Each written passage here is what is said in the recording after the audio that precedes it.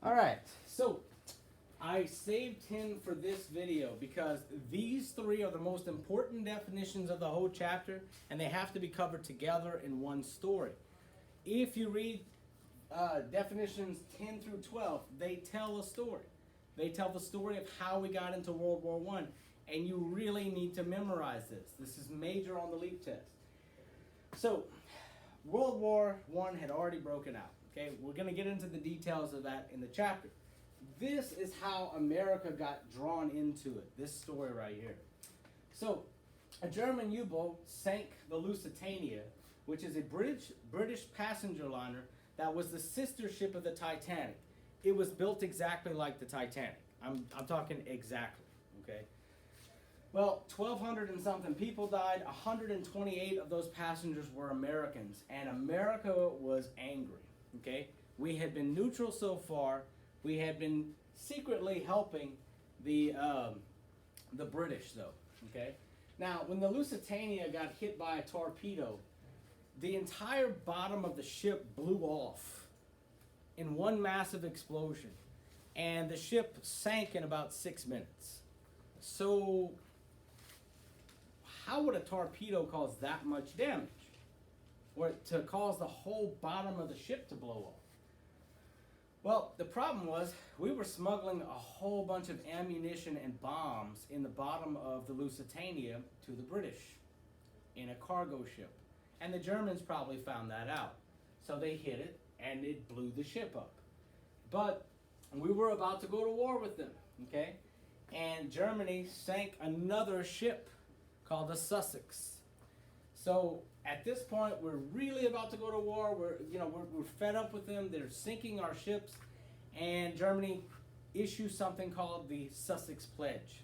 Okay, they named it after the last ship they blew up. The Germans said this: "Please, America, don't go to war with us. We will stop the unrestricted submarine warfare. We're not going to hit passenger ships anymore. No more passenger ships. We promise, so long as you don't declare war on us." So America says, all right, fine, but no more, not even one more. Now, a couple of months go by, and the British intercept a telegram, and they give it to the United States. They give it to President Woodrow Wilson. The telegram says two things that you need to really know, okay? Number one, it says that Germany will soon resume unrestricted submarine warfare, which means, by definition, that they are breaking the Sussex Pledge, which means America's probably going to go to war with them. So, the second part of the message said, and by the way, this is a message from Germany to Mexico, okay, said that they wanted Mexico to attack the United States if the United States declared war on Germany. And to help Mexico, Germany could not send soldiers, they could not send ships or tanks. All they could do is pay for the entire war. They promised to pay for every penny of the war if Mexico invaded the Southwest and retook it from the United States. Whenever this became public, okay, whenever the president got this message, he gave it to the yellow journalist. He gave it to William Randolph Hearst. And Hearst printed it in all of his newspapers, and so did everybody else. And America, especially those who lived in the Southwest, said enough is enough with Germany. We are going to war. So in 1917, we enter the war, and does not go well for the Germans. The Zimmermann telegram is the dumbest thing the Germans could have ever done. If they had not sent this Zimmermann telegram, they probably would have won World War I. Okay? And all of Europe would have fell under German control.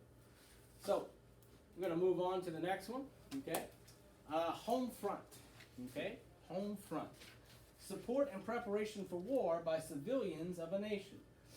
All right, y'all know that they have a battlefront, right? That's where all the soldiers are. Well, in order for the battlefront to be successful, the home front has to be in order. What do soldiers need?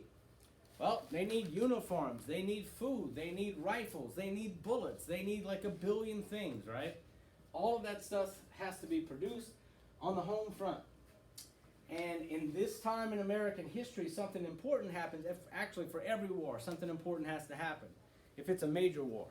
The factories of the country have to be retooled. That's a new definition for you. Retooling is when you take out all the old machines in a factory and you build all new machines in a factory. So a factory that was making lollipops, right? They can't really make tanks with lollipop tools, right? So they have to rip out all the lollipop making machines and put in all the tank making machines. Actually, Henry Ford had to take out all of his Model T construction and start making tanks. The government ordered him to do so. All right, next one, selective service. It's also known as conscription, but the word that you probably are familiar with is the draft. This is whenever the government forces an individual to serve in the military against their will. Okay? On this test, remember, we have 3 forms of the test. Okay? Some of your tests is going to say selective service. Some of them is going to say conscription. Draft, nope, because draft is in the definition, right? Drafting men into the army. That's what it is. All right, here's a major character, the last one of this video. Vladimir Lenin. Okay? Vladimir Lenin is the communist dictator that took control of Russia with the help of Germany in World War I. He is the one that set up the Soviet Union, the communist Soviet Union. And they became, after World War II, they became our enemies for a 45-year-long war called the Cold War, which we're going to cover later on this year. All right.